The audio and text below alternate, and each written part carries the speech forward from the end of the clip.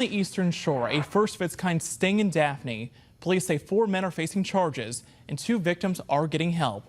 Ashley Mitchell explains how recent training helped police. If you've got hotels and interstates, then you have prostitution.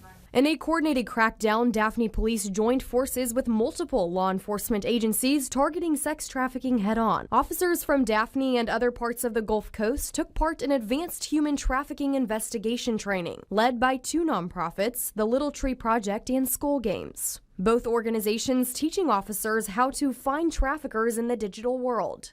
Be able to establish probable cause through your chats that this person is actually looking to pay someone for sex. Skull Games is a national organization that works with law enforcement to identify sex trafficking victims and offenders, using open source intelligence and volunteer analysts to support nationwide operations. The Little Tree Project, based here in South Alabama, helps human trafficking survivors recover. That training led to action.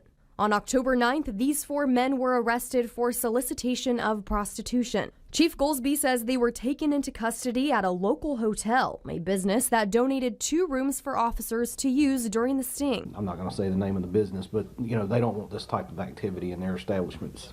Beyond the arrests, 2 human trafficking victims were contacted and given information on rescue and recovery resources. They were both adult women.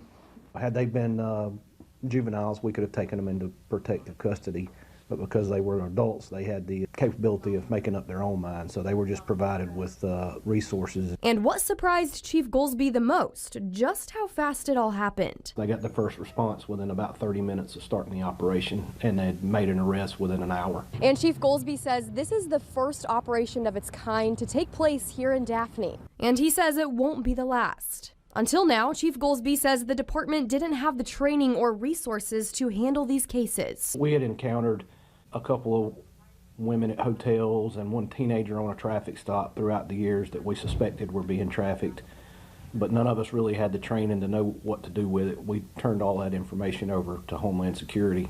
When Gulsby became chief in 2023, he asked neighbors what their top public safety concerns were. Number 2 on the list was human trafficking. Now he's doing something about it and expects operations like this to continue across Mobile and Baldwin counties. On the Eastern Shore, Ashley Mitchell, Fox 10 News.